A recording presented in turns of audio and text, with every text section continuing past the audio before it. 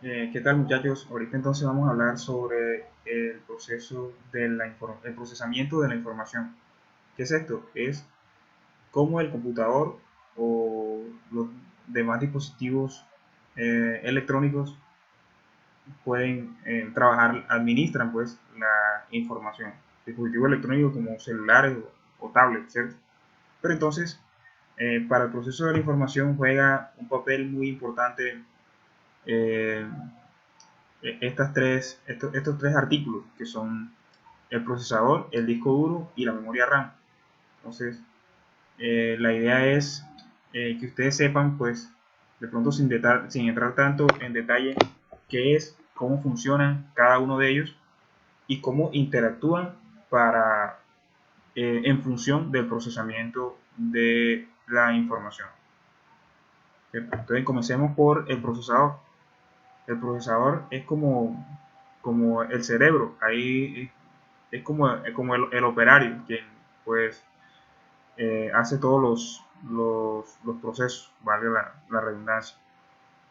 Por lo regular vienen en estos dos tipos de marcas, que son Intel o AMD.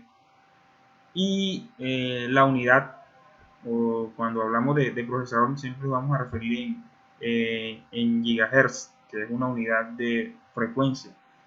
Esto lo vamos a ver en la siguiente unidad. Vamos a explicar qué es un hertz y demás. Pero así pues les adelanto que un hertz es una unidad de frecuencia que, que lo que indica es un proceso por segundo, un hertz o un hercio. Entonces ya gigahertz lo que, eh, lo que indica es que son 1000 millones de procesos por segundo. Y lo otro es el número de núcleos, el número de núcleos o los core en inglés. El número de núcleos lo que hace es que es como si tuvieran otro procesador ahí. Si un procesador eh, dual core, por ejemplo, es que tiene dos núcleos, es como si tuviera un procesador adicional dentro de ese mismo. ¿Okay? Pasemos entonces al disco duro o la memoria de almacenamiento. Ahí es donde van a estar almacenados todos los datos y todo lo que tenga que ver con la información en el computador o cualquier otro dispositivo, el teléfono o la tablet. Por lo regular, la unidad de almacenamiento son los gigas, e incluso hasta teras, hasta terabytes, que son 1024 bytes. Esto también lo vamos a ver en la siguiente clase. Y hay dos tipos de discos duros, ¿cierto? Están los discos duros estados sólidos y están los discos duros convencionales. ¿Qué diferencia hay? Los discos duros estados sólidos son más modernos, son más recientes y son mucho más rápidos que los discos duros normales. Eso sí, también son mucho más costosos, más caros, pero son más limitados en cuanto a la cantidad de almacenamiento de la información.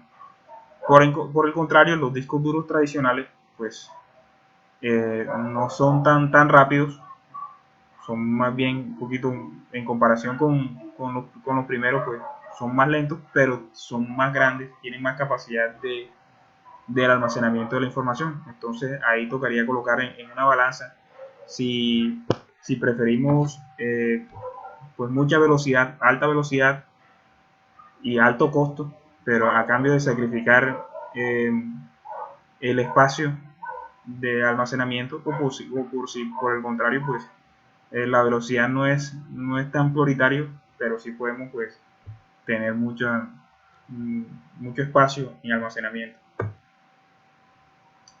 Bueno, lo siguiente que vamos a hablar es de la memoria RAM. La unidad de la memoria RAM también son los gigas.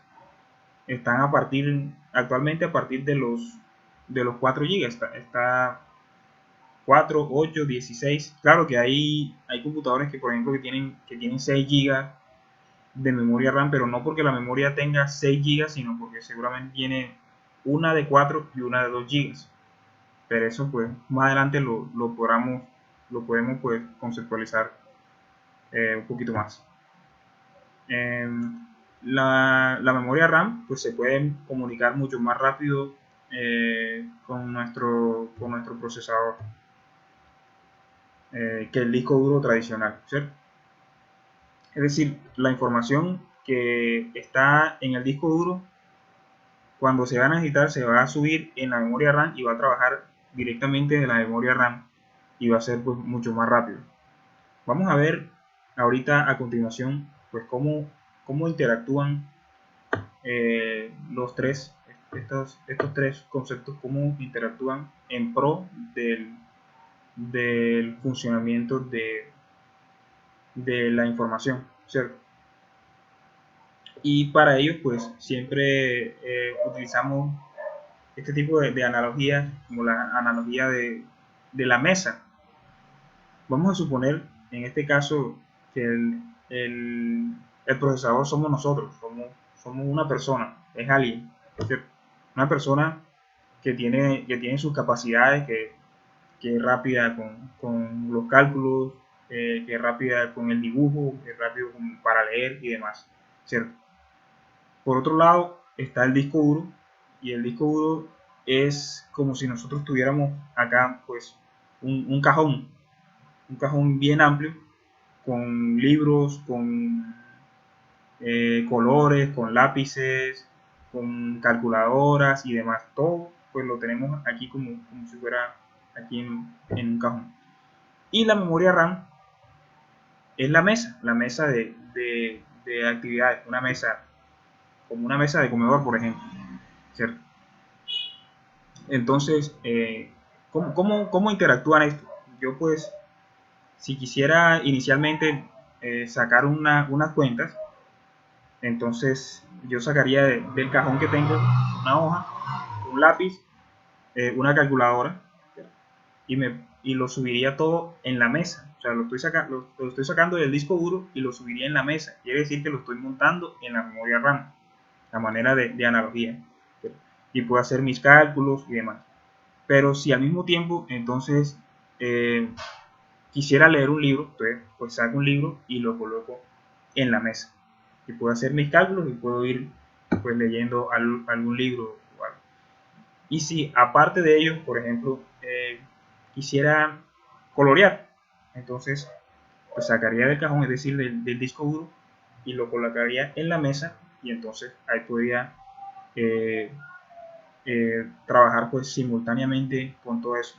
Pero entonces la memoria RAM hace la referencia de la mesa. O sea, entre más grande sea la mesa que tenga, entre más grande sea mi memoria RAM, más pues puedo desarrollarme en actividades simultáneamente. Si por el contrario tengo una mesa más limitada, hacer 4 o 5 actividades se me va a complicar mucho porque la estoy saturando y no va a tener espacio para montar todas las actividades al tiempo.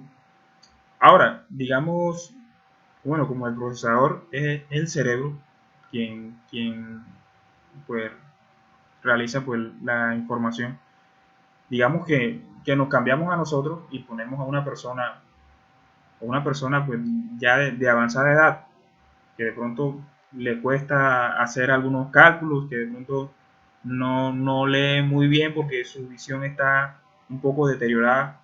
Seguramente pues aunque tenga mucha memoria RAM, o sea, aunque tenga una mesa suficientemente amplia, como la capacidad de sus procesos va a estar limitada, va a trabajar lento por mucha memoria RAM que tenga. ¿Sí me explico? Esa es como la analogía que tenemos que ver ahí. Entonces, bueno, espero que con esto pues haya quedado un poquito claro toda esa abstracción, todo ese proceso de cómo se interactúa la información.